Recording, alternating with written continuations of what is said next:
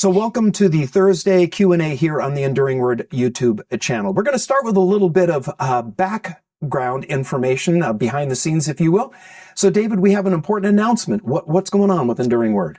Well, Lance, something that's happened recently, at least on our calendar, is we received an actual release date for the Enduring Word Study Bible. Yes. So people who know me online, a lot of people know me for my commentary. It's an online commentary, verse by verse, Genesis to Revelation. So for the study Bible, basically, we took the best, 15% of that content. Only I went through, okay. I went through my whole commentary, culled out the stuff that was the clearest, the most helpful in an applicational sense. And together with Thomas Nelson, we're putting out the Enduring Word Study Bible. And as I said, just recently, we learned of the official release date for it, which will be November 11th of this year, 2025.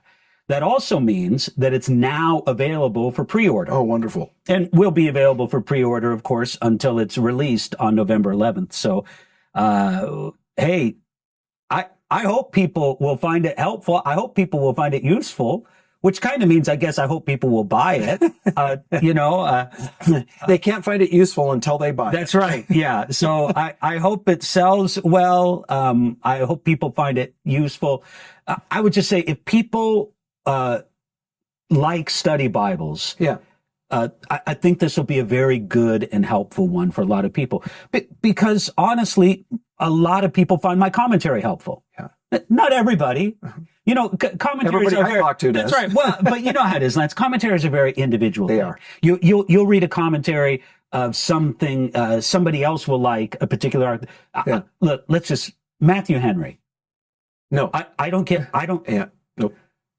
Okay, Matthew Henry has some great insights, but he buries them under an avalanche of words. Yeah. So, but there's other people who find Matthew Henry extremely helpful. Right. So I wanted to, some people get benefit from one commentator, other people don't. So it doesn't hurt my feelings if somebody doesn't find my commentary helpful, but I know a lot of people do, and therefore I really believe a lot of people are going to find the Enduring Word Study Bible helpful. Thomas Nelson Publisher is a huge publishing house. In fact, are they the major publisher for Bibles? They have to be one of them. I don't know where it is competitively, in the Bible publishing world. But if they are not the leading Bible publisher, they're right up at the top. I know it in the bookstore that we had at our church. I think most of the Bibles were from Thomas Nelson in one form or another. So just real quickly, how'd this happen? Did you approach them? They approach you? How'd this happen? They approached me, actually, at the recommendation of a friend of mine, a guy named Daniel Fusco, a pastor that we both know.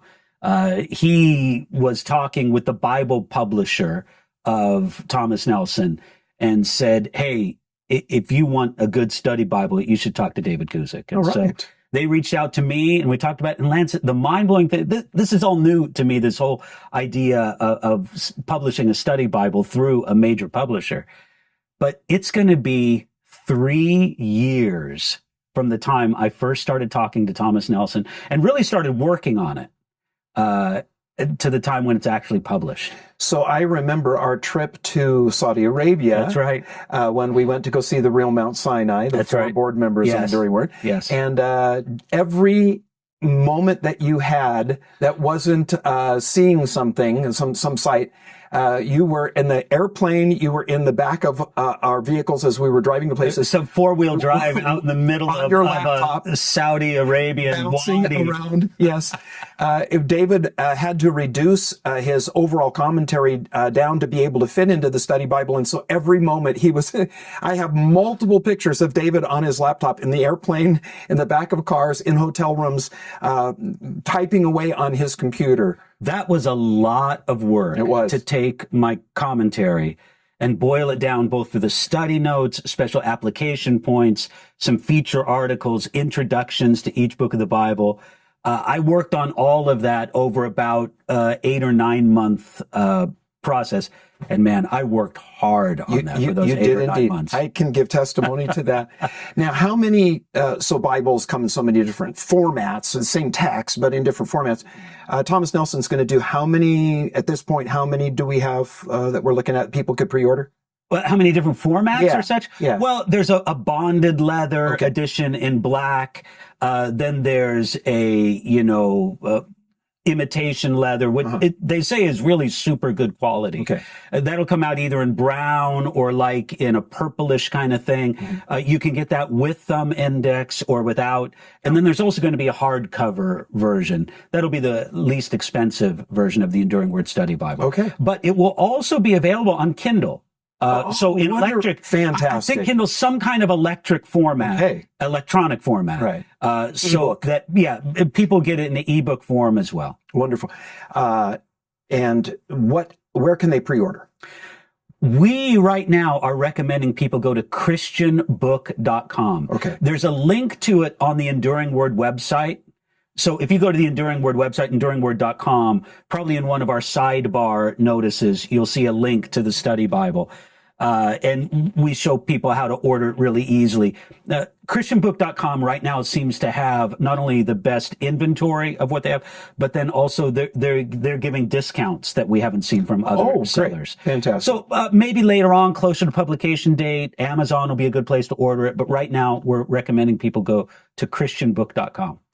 And I'm sorry, did you mention a date? What is the date of the November 11th, which, by the way, is in time for Christmas. People can buy 2 or 3 or 15 of them for their closest friends. Yes. Just an idea.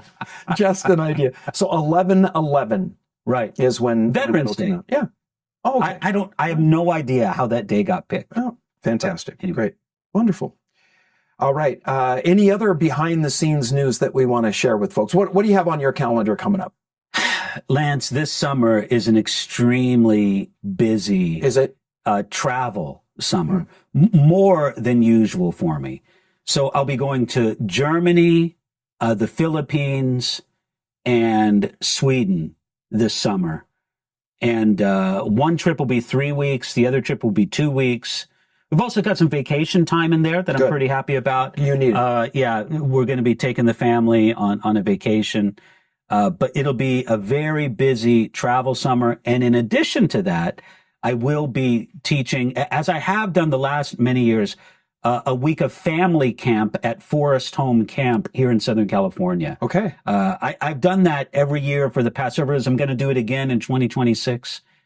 People really like these family camps. They bring the whole family together, sometimes grandparents and grandkids and, 3 generations together.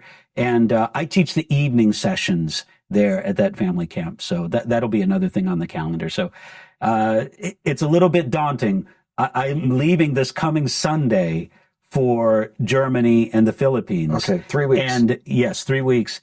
And it's going to be, it's like that's the starting line. And for the next basically 3 months, I'm going to be gone a lot. Okay. All right.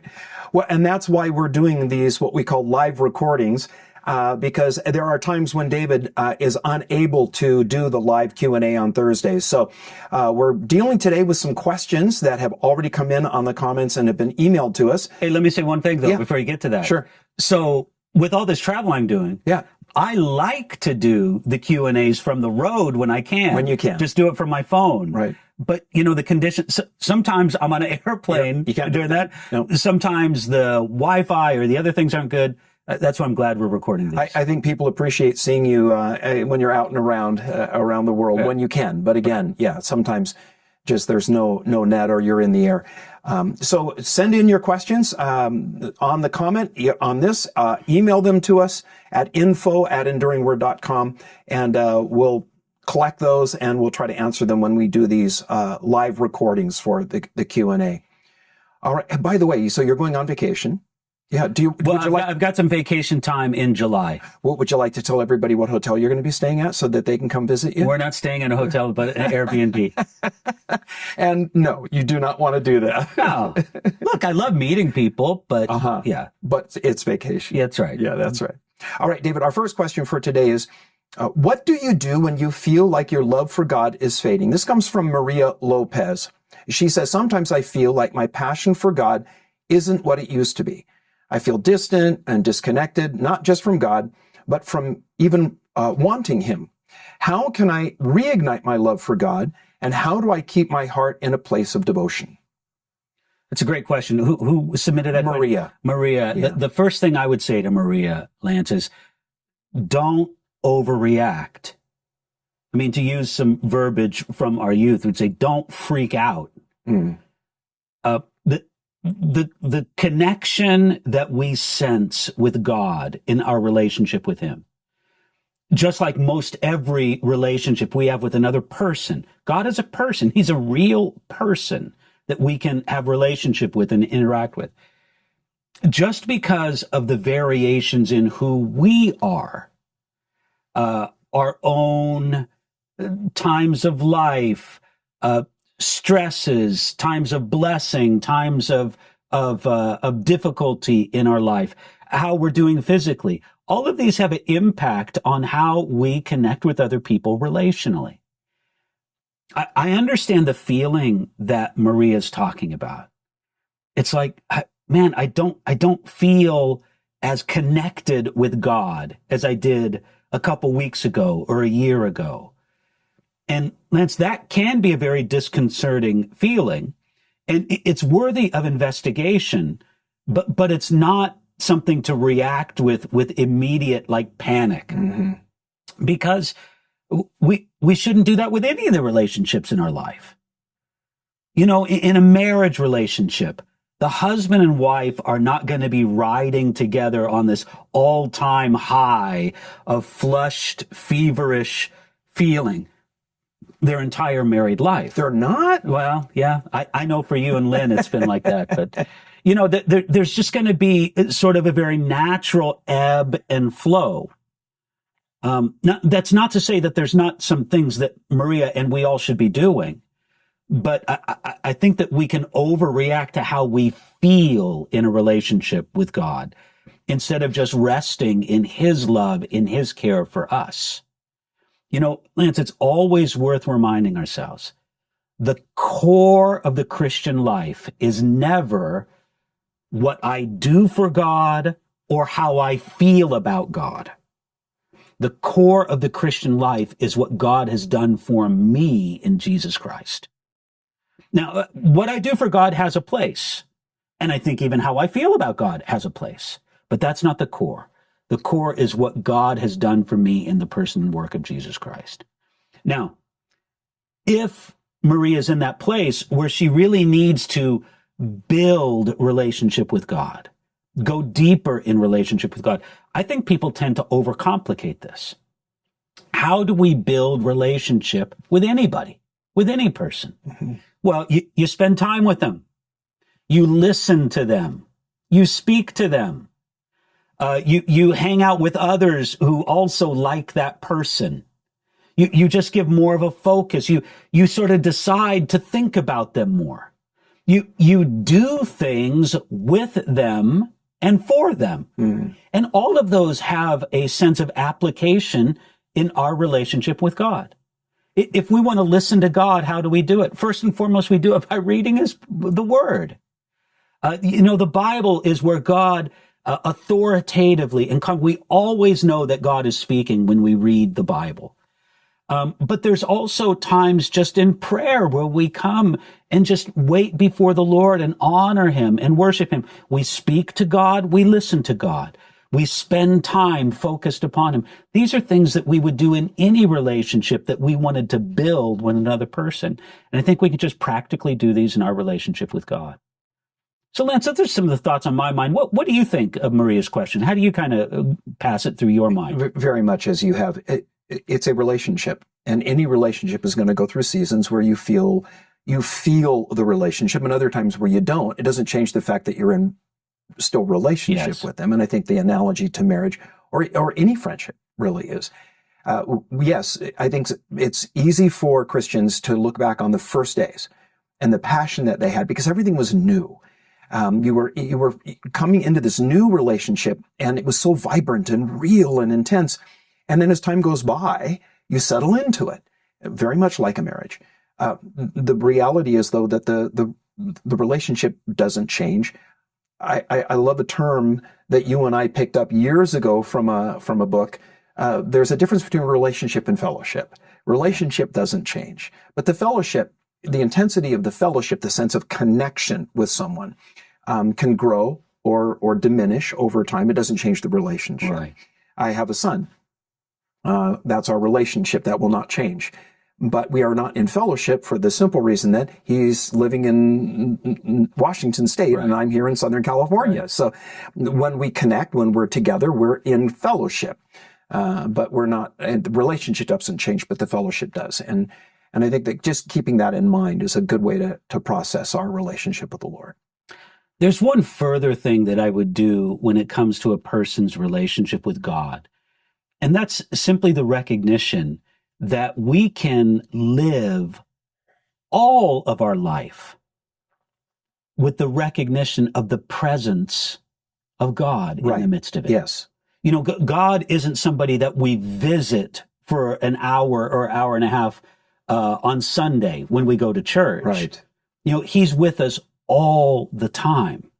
And to recognize that, you know, to use the title of that old Brother Lawrence book, The Practice of the Presence of God.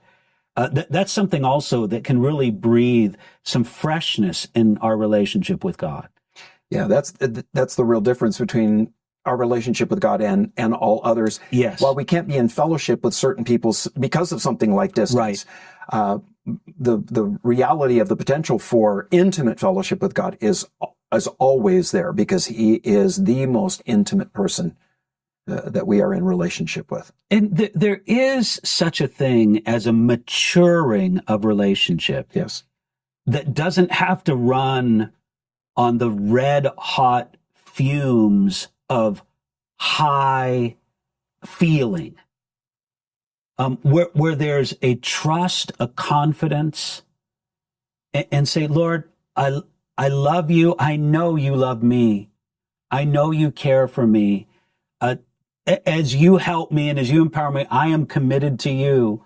I don't need to run on the fumes of the feeling all the time, because there's a depth of love relationship there. Yeah, I think we might be worn out if that intensity were to carry on for a long period of time. Yeah. It shifts. It shifts into something, I think, more substantial and real. It moves beyond just that what I'm feeling into a fixed center of I know. It's moved beyond feeling into a deep, rewarding sense of knowledge. Yes. Yeah. Very good. Very good. All right.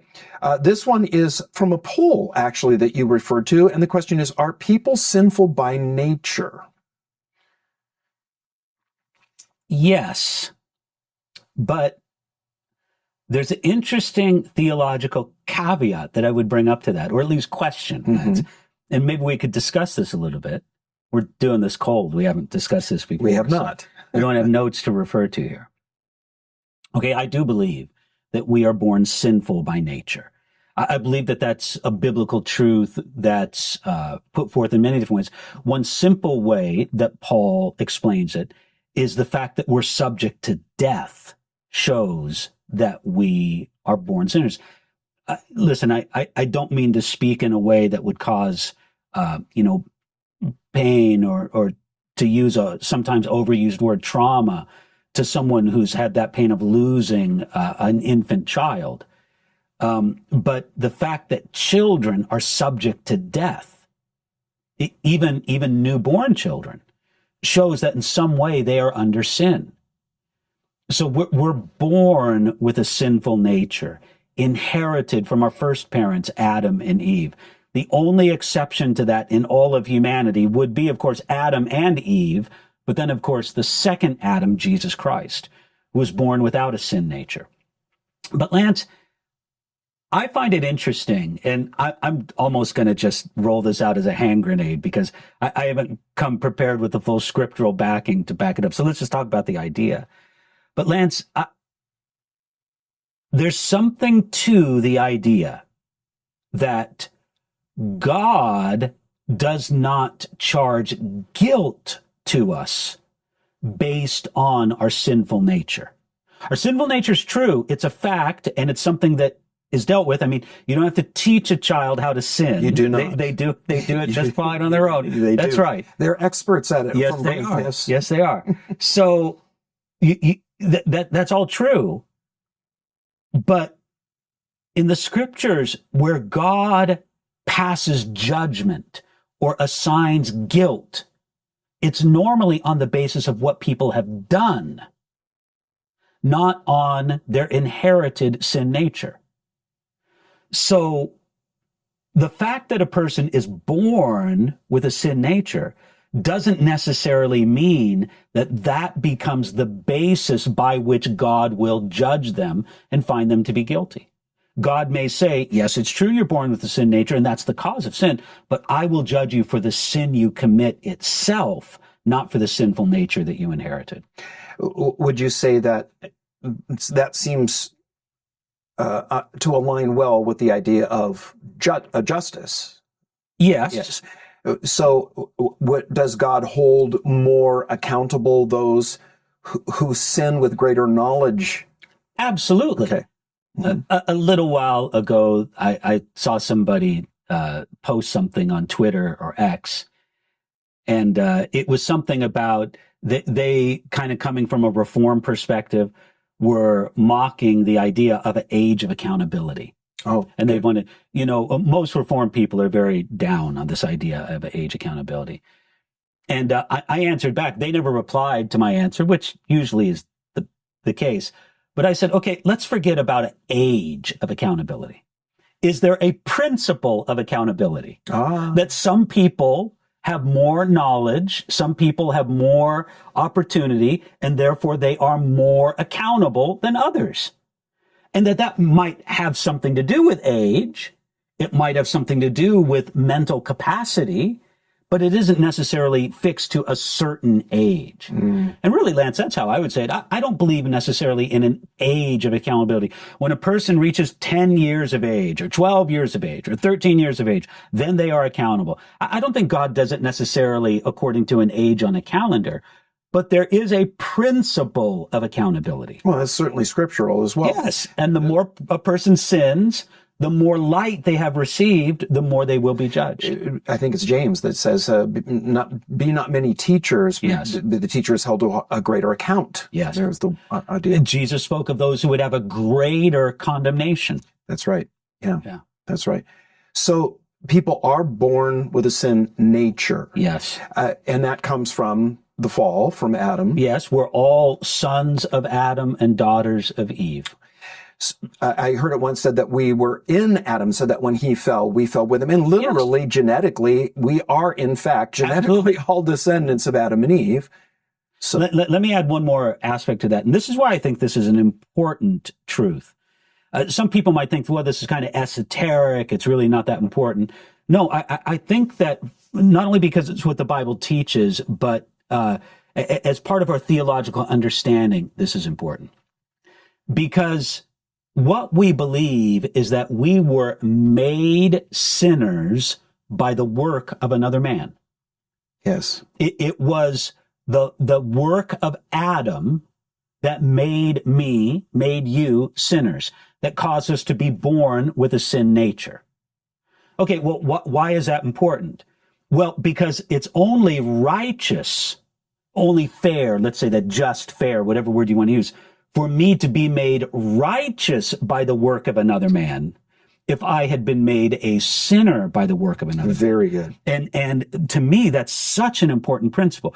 Because, Lance, we know that normally speaking in a court of law, if you were convicted of some crime, I don't know, you robbed a bank. That's what everybody throws out for some kind of hyper. You robbed a bank, you were tried, you were convicted, you were sentenced to 10 years in prison. And if I walked into the courtroom in a very dramatic way, Your Honor, I will take the penalty for my friend Lance, I will go to prison in his place. What would the judge say? No. Get out of here. That's right. Then you're crazy. Yeah. Because you didn't commit the crime. You're not going to be punished for it. He committed the crime. He'll be punished for it. And that's a principle of justice. However, in a system where somebody was made a sinner by the work of another person, then it is entirely just to make them righteous by the work of the second Adam, Jesus Christ. I believe this is called the doctrine of the federal headship of Adam and Christ. Yes, it's certainly connected to that idea. Yeah. And it shows how God, as Paul says in Romans, can be just and the justifier of him who believes. You know, Dave, on that illustration that you've just used of one person being convicted of a crime and someone else saying, I'll bear the sentence, and the judge saying no, there's the factor in the judge's very appropriate saying no to that, because the criminal has demonstrated by their crime that they are a danger to society. So they need to be removed for a time in prison to pay that sentence. And hopefully the idea of the original prison system is that it would restore them, that it would teach them, that, and so on. Okay, yeah. In theory, that's the idea. Put a bunch of criminals together, they just learn how to do crime better. The difference here, though, in this analogy, and I think that it bears out so well, is that, yes, we are accounted sinners in Adam. That sin nature was passed to us. When Christ then stands in our stead and takes the punishment, the sentence in himself on the cross, there's a transfer, just as we were made sinners through the fall, through the work of, we can be not only declared righteous by God, but we can be made righteous by Christ, because he comes, this perfect being comes to live within us by his Holy Spirit and actually transform us to make us not dangerous. Yes. So to use a theological phrase, what Jesus does for the believer on the cross is not just a legal fiction. Yes. There's a legal aspect to it, a legal declaration involved, absolutely. But there is a real transformation that begins in that person. It won't be perfected until they're glorified in the resurrection, but it certainly begins, and it's certainly real. Yeah, wonderful. That's fantastic. All right, here's the next question. This is from Charlie Tate. When you sin willfully, do you lose your salvation? Well, Lance, this probably has a reference back to that Hebrews passage, isn't it? Where it talks about the willful sin. I think so. Yeah. Lance, well, no, depending on context, of course. And here's the context. Jesus Christ came to save sinners. And a person who sins, even a believer who sins, even if they sin in a significant way, they don't necessarily fall from grace. To sin and to be genuinely repentant and to confess your sin and to do what a believer should do when they sin, that's almost in a sense to fall into the grace of God, not away from it. Now, of course, we're not talking about the twisting of this idea where some would say, well, let sin abound so that grace would abound. That's not the idea at all.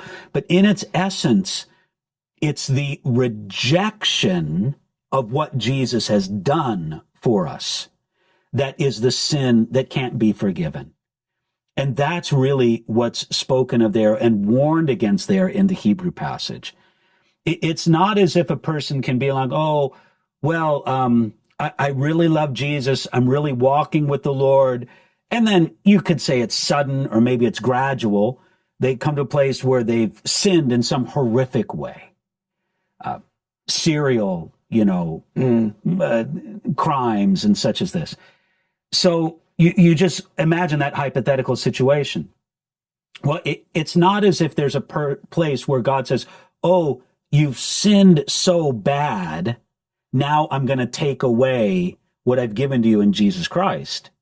It's more the person turns their back on Jesus Christ and what his provision is, hardens their heart, usually in pride and self-reliance, and no longer looks to Jesus at all for their rescue, but looks to themselves or looks to something else for it. So it's really that turning away from Jesus. In the way that I think that they're asking the question, I would say no, but there is a sense in which these warnings from the New Testament have to be appreciated and taken very seriously, and say, no, I must continue. I must persevere in my faith, in my reliance on Jesus Christ. The way that the question is asked, when you sin willfully, yes. I think we'd probably want to clarify with Charlie exactly what he means by when you say sin willfully. Isn't all sin in one way or another willful? Well, yes and no. You know, the Old Testament makes a distinction between sort of accidental sin and sin with a high hand. Accidental probably isn't the right word. Maybe the better word is unintentional. And sometimes that would have to do with a ceremonial transgression. I touched an unclean person accidentally or unintentionally. And that makes me unclean, but it's a different thing to deal with under the ceremonial law. But in its essence, all sin is willful. All sin is like a rebellion against God and something that needs to be dealt with. Something that was, when I realized this, I don't remember if I read it or if I just realized it as I was pondering scripture one day, that in the moment that I choose to sin, I am in effect saying, this choice that I'm making, this thing I'm doing, I want more than God. Right in that moment, I'm actually making a choice. It's willful to say, I want this and I don't want this other thing. And whatever desire is the strongest in the moment will determine the choice. You could boil it down to this very basic thing. I want my will and not God's will. And that takes us right back to the fall, right back to the temptation that the serpent gave to Eve. You don't need to answer to God anymore. You can define your own reality. Yeah. So all sin is in effect, really just an echo from that first sin, isn't it? Yes. Amazing. Amazing. You know, what Adam did in the garden seems, in a relative sense, inconsequential. Here's the big sin. Right. You ate something you weren't supposed to eat. That's right. Lance, I eat things I'm not supposed to eat all the time. I'm not a very healthy eater. And so, you know, I mean, if like that, what a big deal that is. Okay. He didn't murder somebody. He didn't, you know, do this or do that. We could go on and on about things. But again, that essence of what sin is, of challenging God's will, God's ways, and saying, I'm going to do it my way. I like that, because so often when in speaking with unbelievers and sharing the Lord with them, when you get around to the problem of sin, so many times people will say, well, I didn't murder anyone. Yeah. And they think because they haven't murdered anyone that they're not really a sinner. I'm going to use that next time. And Adam didn't either. Yeah. He ate an Okay, the thing about this is, this is one of the things I love, you know, when I'm teaching through the book of Genesis. You have Adam and Eve sinning in the garden, eating something they shouldn't eat. What's the next sin? Okay, and you could say next significant sin. Yes, Adam blaming Eve was sin, and hiding from God was a sin. But what's the next significant sin that we find in the Genesis account? Murder. That's right. I mean, when the human race fell, it fell hard. It did. You go from eating something you're not supposed to eat to murder in the next generation. Yeah, that's a good point. Yeah. Good insight. All right. You ready for the next one? Yeah, let's do it. All right. This is from Gabriella. What does the Bible teach about abortion? And this is a big, big issue. She says the debate around abortion is so intense, even among Christians. What does the Bible say about the sanctity of life? And how should we respond to the issue of abortion in today's culture? Both in the interests of preventing abortions and for not judging those who have committed abortion. Lance, I don't find anything in the Bible to argue conclusively against the idea that human life begins at conception. You know, there's been a little bit of debate around the margins. Is it when the egg is fertilized? Is it when the egg attaches itself to the uterine walls? These kind of things. But there's not a lot of distinction between those two ideas. Basically, human life begins at conception. I don't find any biblical argument against that idea. Lance, you and I both know that some people have tried to argue for the idea of ensoulment, that there's a period during the either the pregnancy or maybe when the baby comes out of the womb that it receives its soul, takes its first breath, whatever. Its first breath, yeah. That seems to me very speculative and not rooted in Scripture at all. John the Baptist was recognized as a being with sentience, who recognized Jesus in the womb of Mary, even when John the Baptist was in the womb. David speaks of how in the Psalms, God knew me from the very beginning and put me together in the unseen, unknown parts. So all these things together work towards that idea, which means that the deliberate taking of human life is a sin. Now, it's true that it's a sin, and it's true that it's the ending of a life. As for calling it murder, well, it's murder of a type for sure, but in our legal system, and I think this is based on a biblical foundation, there's different categories of taking a human life. And so I think there needs to be some good understanding, some good study of how to categorize it. It's not manslaughter in the sense of accidental killing. It is the taking of a life that needs to be defined. I don't know, Lance, this isn't something that I've put a lot of time or attention into, but I would say that the Bible regards abortion as a sin. And it's a sin that can be forgiven, of course, just like any sin, but it's a sin that does need to be repented of.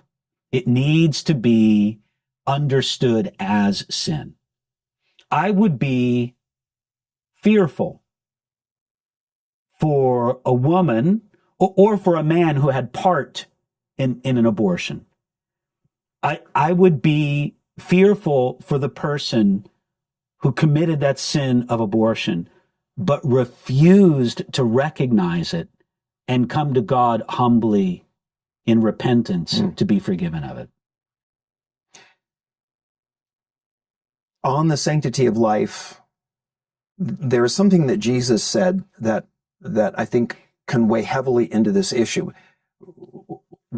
Life is sacred.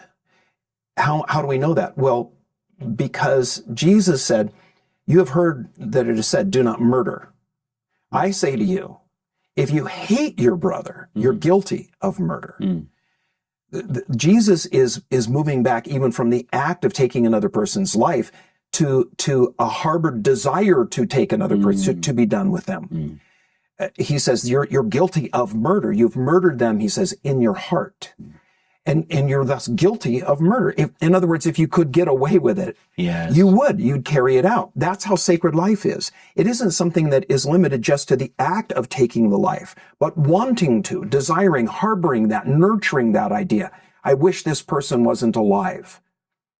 So the sanctity of life is a principle, I think, for the people of God that needs to not just be used kind of in a technical sense regarding abortion, but a living reality that we need to look at other people with this sense of they are sacred before God. He loves them. Christ died for them. And if we treasure people that way, it's going to, of course, affect the unborn child. And Lance, there's a sense in which outwardly we see where people make these distinctions. Here's a woman who's pregnant, and there's no change in her outward appearance. She's not showing yet, so to speak. Obviously, there's biological and physiological changes going on in her right away from the moment of conception, really. But a lot of those, are unseen. They're hidden. She may feel somewhat different, but maybe not a lot different. All the rest of it. And so she just thinks, well, if I just go to the clinic and get this procedure, it's inconsequential. I pretty much walk in there, walk out of there, and I walk out of there the same person, except I'm the same person who has one less problem. But if you think about it, what she's ending in her womb, what she's killing not just, to use that phrase, a clump of cells. She's killing the newborn. She's killing the 1-year-old. That's right. She's killing the toddler. Mm-hmm. She's killing a teenager. She's killing an adult. And, you know, that's a heavy thing, but it needs to be faced up to.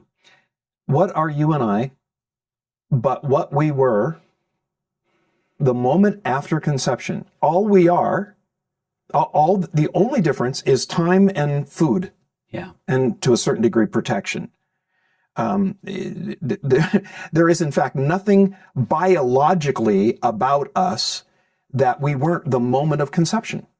It's just time, nourishment, food, and protection of first our mother's womb, and then a house and clothing and provisions and all of that. So in reality, from a biological sense, we're the same as we were then genetically. Yeah, just time. And Lance, we get it. We get it that, you know, anecdotally, people can draw out extreme situations, maybe where violence has been practiced against a woman, and as a result of that, she finds herself pregnant. Right. And these extremely, and look, I understand all those, and I think those need to be dealt with according to biblical principle, but we can't escape the fact that, statistically speaking, the vast majority of abortions, the overwhelming majority, do not fall into those difficult cases at all. They're basically done out of convenience. Right. They're done as retroactive birth control. Yes. And not only is this a sin and a stain upon we, especially in the Western world, who practice this, but Lance, you and I mean, I read it all the time, I suppose you do, about the incredible demographic crisis that the world is facing. We're not reproducing. We're not having enough babies to this is sort of unprecedented. I believe Jesus is coming soon, but if he should tarry another 50 years, it's going to be unbelievable to see what the world is like in 50 years. Yeah, well, Europe, China is facing a huge crisis because of their one-child policy. Korea, Russia. I just saw headlines with Russia. Russia as well. Russia's birth replacement rate has cratered in the last year or two. I mean, it's always been low, but it's dropped alarmingly low. And no doubt, if you think about the millions upon millions globally of abortions that have been performed, that this demographic crisis would be a very just judgment of God, really a self-inflicted judgment of society. There's another factor here, as I've been thinking. You and I both love history and use a lot of history in our teaching. The reality is that until the modern era, warfare was conducted largely by soldiers, warriors, fighters, whose pay was not a salary from the government. It was obtained by the loot that was obtained. Plunder. And one of the standard spoils of war was women. And anyone who doubts this, all you have to do is just look in history. And we're not talking about the world as it should be, but just as the world as it was. As it was. Yeah. And rape and the number of pregnancies that resulted from that. The reality is there are millions and millions of people who would not live today were they not the descendants of those children that were born of rape and war. That's not in any way justifying it. I mean, horrifying, horrible. But the reality is those women who were impregnated by some soldier, conquering soldier, they didn't have the option of abortion. Or if they did, many times they killed themselves because of the brutality of trying to abort their own child. And so they would carry their children to term. It was understood by societies that these children were going to be born and became a part of that society. Yes. And they were married and they had children, and on it went. And here we are today. So, it turns out many people in history, notable people in history, were in fact the result of rape. Or the descendants of those. Right. Yes. Exactly. Yeah. So, as brutal as it is, we're not in any way justifying that, but we're saying that this a child should be aborted because of rape. Yes. It's still a child. It's still a human being, and there might be another way to think about this. Yes. So, Dave, speak a word now as the question came from Gabriela about those that have had an abortion, and I mean, you've already mentioned the need to repent on that. But then how can a woman who, let's say maybe she was, before she became a Christian, or she was a young Christian, just didn't know any better, speak to that woman, or maybe even that man who participated in abortion in one way or another in the past and now regrets it deeply. Share with them the hope that is in Christ there. Lance, one place that I come back to, and I'll speak to these people as believers. Whether or not they were believers when that sin was committed, that's another issue. But I would speak to them as believers and say, come back to the promise of 1 John 1:9. If we confess our sin, he's faithful and just to forgive us our sin and to cleanse us from all unrighteousness. But it begins with confessing your sin. Stop trying to cover. Stop trying to make excuses. There's a sense in which that word confess means to agree with. Right. Agree with God about what you did. How does God feel about it? Well, God doesn't blow it off and say, hey, man, it's cool. Don't worry about it. No, God says that was sin. You need to recognize it as such. Agree with God. Confess it. I'm not asking you to feel a particular feeling about it. Just recognize, make a decision of mind to regard that the way God regards it. Confess your sin, put your hope in Jesus Christ. Realize that our sin, if we respond to it rightly, should drive us to Jesus Christ, not away from him. I need the Savior who forgives sinners. And that's Jesus Christ. But they come to him as sinners. They come to him, as Jesus used that analogy, of the sick who need a physician. Yes. So stop trying to say, no, I'm good. I'm fine. Everything's great. No problem. That's the person who's sick but pretending that they're not. And they need a physician. And Jesus Christ is the physician for the sin-sick soul. So, Lance, if we confess our sin, he's faithful and just to forgive us our sin and to cleanse us from all unrighteousness. Agree with God about the problem, and then you can also agree with God about what he says he'll do about that problem. That is such an important part of that. Yes. And we agree with God about our sins, that both on the front end, that it's wrong and it needs to be forgiven. And then on the back end, that having done that, he does forgive us. Yes. And cleanses us from all unrighteousness. In other words, he wants to take that sense of guilt and condemnation from us and free us from that sin. Yes. Yeah. So important. So important. Okay. Another question, and this one is from Aaron. How do we respond to deconstructing Christians? Many young people in the church are deconstructing their faith, questioning long-held beliefs. How should the church respond to those who are deconstructing their faith, and how can we guide them back to biblical truth? I got a little bit of a problem with that question, Lance. Why?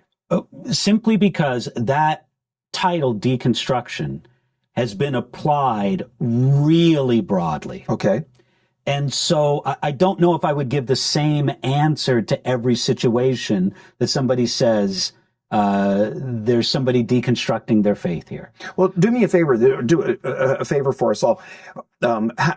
how is it used broadly, and then how would you say that it ought to be used more in a more limited sense? Well, I mean, there's a good sense in which somebody can be deconstructing their faith, in the sense of they're getting back to a biblically focused faith, and they're trying to get away from relying on what we would call, the teachings or the doctrines of man. Okay. And instead saying, no, I want my faith to be eminently biblical. Okay. And so I'm not going to accept something just because some authority says it, but I'm going to accept it because it's what the Bible teaches. And in that sense, yes, there's a positive sense in which that can be used. I encourage everybody to do that. But there's also sort of a thing that happens with, I'm going to try to reinterpret my faith according to the spirit of the age. Oh boy. And that's a lot where of that. There's a lot of that. Yeah. And this is what I would first recommend to those people. Look, I think it's good, Lance, for people to ask questions about their faith. The Bible doesn't recommend to us a blind leap of faith. So, if I'm to say the Bible's true and you can trust the Bible, I don't fault people or say, well, why, David? How can you say the Bible's true? What evidence is there that the Bible's true? What evidence is there that the Bible can be trusted? If I say Jesus Christ is the Son of God and God the Son and the Savior of the world, I don't fault people. Well, how do you say that, David? Give me some evidence for those. No, it's fine to ask questions about your faith, but here's the thing that a lot of deconstructors fail to do. They don't question their doubts. They don't question these doubts that come their way and say, hey, well, this is a stupid doubt. This is an unfair way or illogical way to address this issue or this problem. So I think if you're going to question your faith, there's an appropriate place to do that. But you better also be questioning your doubts and not giving them greater strength or merit than they deserve. What do you think is fueling this seeming movement in what's called the progressive church of people deconstructing? I think that a lot of it, I won't say all by any means, but a lot of it is simply animated by the spirit of the age. Okay. It's always been this way.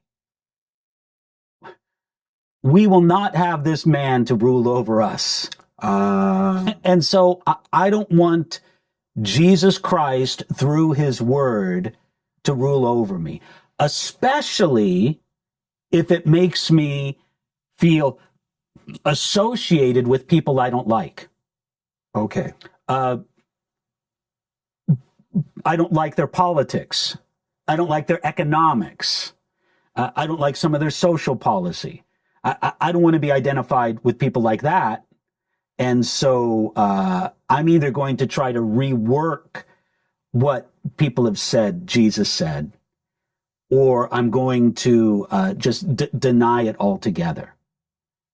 Lance, people who with a straight face say that the Bible does not condemn, let's just say, same-sex sexuality, homosexuality. They're just playing games with the Bible.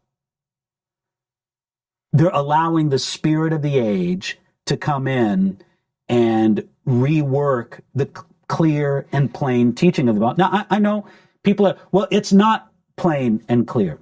It is. And your simple declaration that it's not plain and clear doesn't change that. Mm-hmm. Oh, no, but Dr. So-and-so says it's not, and scholar this and that says it's not. Don't gaslight me, friend. I can read the Bible. You can read the Bible. I can read Leviticus 18. I can read Romans 1 and 2. And the attempts to make it seem more complicated or more difficult than it really is just a dodge. some time ago, as I first began to learn of the progressive Christian movement, I was reading specific tenets of theirs. And I said, this sounds familiar. I have a church history series that I'm doing here on the Enduring Word channel. And it's a great series. As I'm studying theological liberalism of the 18th and 19th century, I'm seeing that progressive Christians are adopting the very same beliefs. And I realized that progressive Christianity is just a reheated version of old-fashioned theological liberalism. Absolutely. Coming out of the Enlightenment, Western civilization began to move away from the supernatural to more of the rational. And so they began to, there's no miracles, and the Bible is not to be taken literally, but it's more myths and legends that inform our morality, but we're not to take the stories literally, and so on. And so they began to then rework basic Christian beliefs into what became theological liberalism, which today has emptied out mainline denominations. Yes. Because if there's no supernatural element, then why religion at all? Why not just embrace the spirit of the age? And then, because of numerous movements in society, things came back around, and the church grew again. The evangelical movement grew. And people who took the Bible seriously. People who took it seriously and interpreted it literally. And here we are again. I think you hit the nail on the head. It's these cycles. The pendulum swings back and forth throughout history, where you have a movement towards one direction, and over time that pendulum is coming back. And haven't we just seen that in the most recent presidential election last fall? You had the pendulum had swung very far to the left ideologically in our society.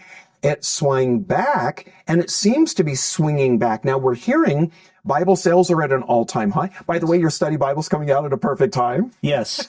Hopes to push that sales figures even higher. That's right.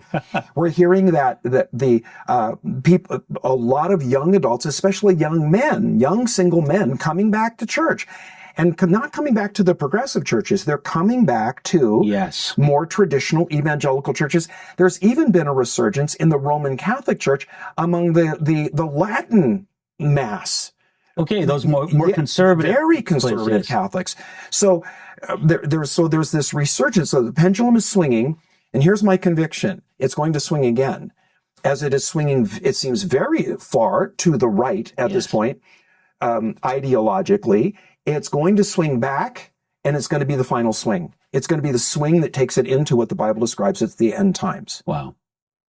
Well, that's an interesting thought. But Lance, you and I, we kind of have the same reaction.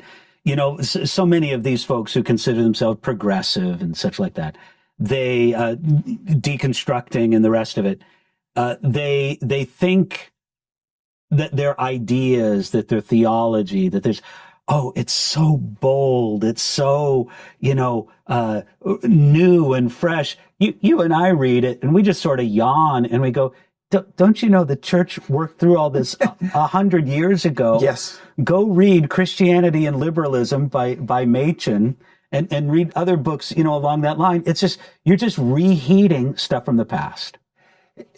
There's nothing new under the sun. Lance, let me say one more thing about this progressive Christian thing, or the deconstructing thing.